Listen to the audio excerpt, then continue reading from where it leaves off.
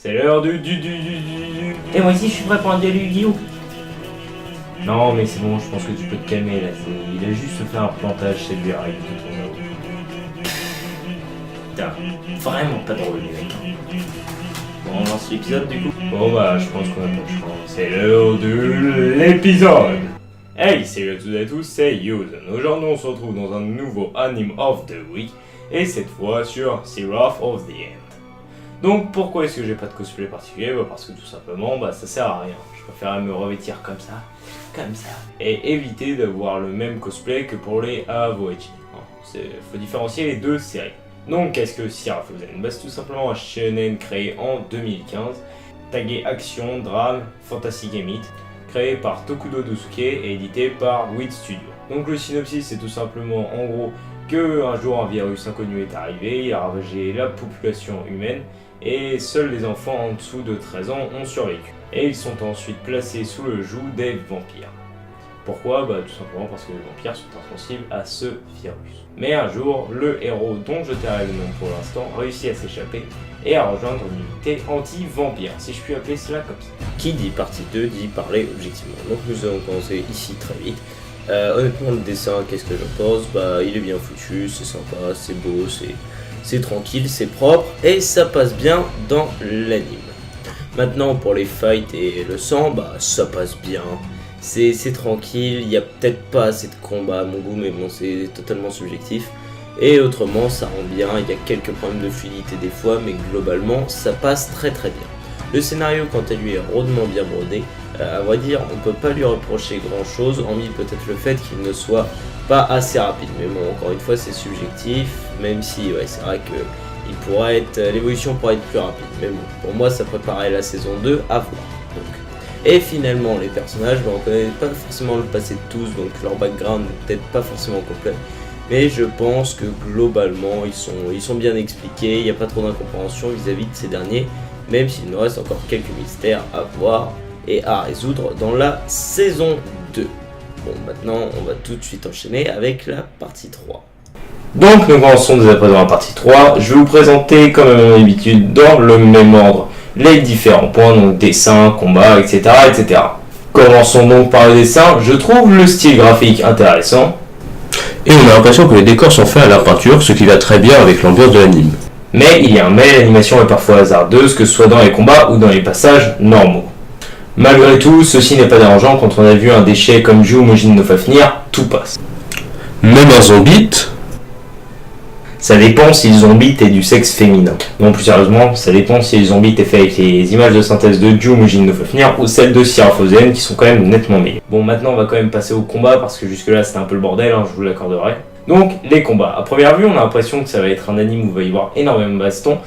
C'est le cas, oui et non, en fait. Tout simplement parce que les combats, ils sont rythmés, mais ils sont beaucoup trop courts et pas assez badass. Il y en aura quelques-uns de badass, dont dans les derniers épisodes. D'ailleurs, c'est là le problème de l'anime, tout se passe à partir de la deuxième partie.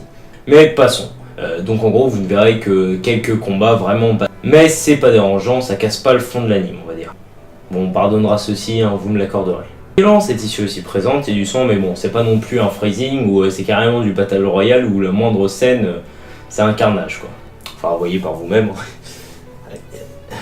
Épisode 1.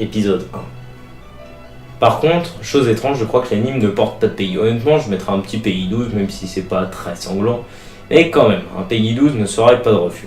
Enfin bon, vous me direz, puisque voilà les jeunes de nos jours, quoi, un monde de merde.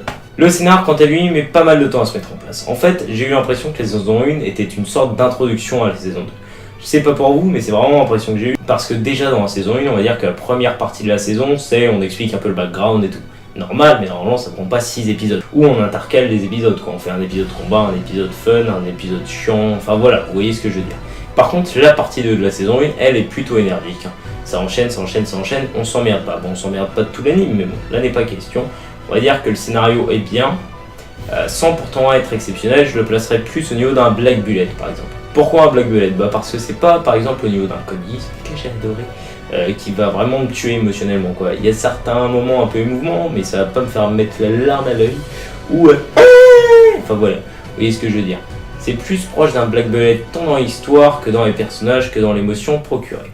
Et puis, de toute façon, il y a la saison 2 pour voir ce que ça donnait. Et sort quand déjà? Comme par hasard, aujourd'hui, après cet épisode, si vous avez déjà vu la saison 1, bah, empressez-vous d'aller voir la deuxième saison aujourd'hui.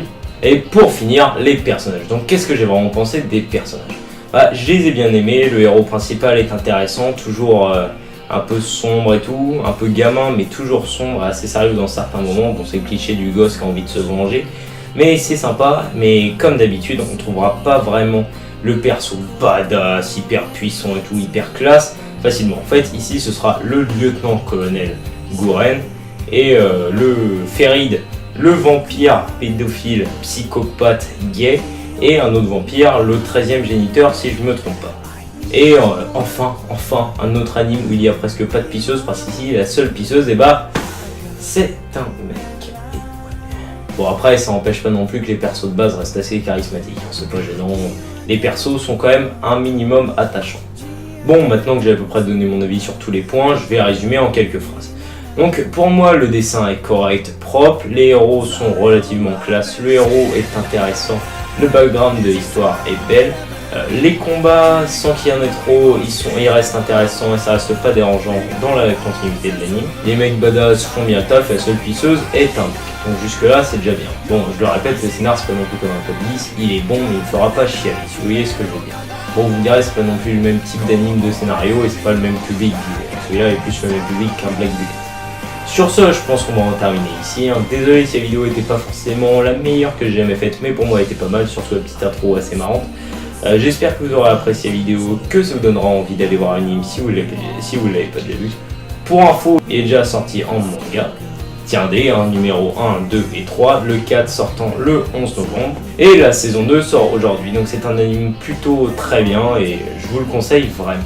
Bref, on se retrouve bientôt dans la suite de nos vidéos. J'espère que vous serez restés jusqu'à la fin de celle-ci et pour me le prouver, laissez un commentaire sympathique à la fin, prouvant que vous avez regardé jusqu'à la fin. Vous répéterez donc mon dernier mot. Salut à toutes et à tous, c'est Miotaku, on se retrouve bientôt pour la suite de nos vidéos. Allez, bisous bisous. Duel. Putain, ça m'arrive à chaque fois, faut vraiment que j'aille voir un mécanicien. Casse-couille.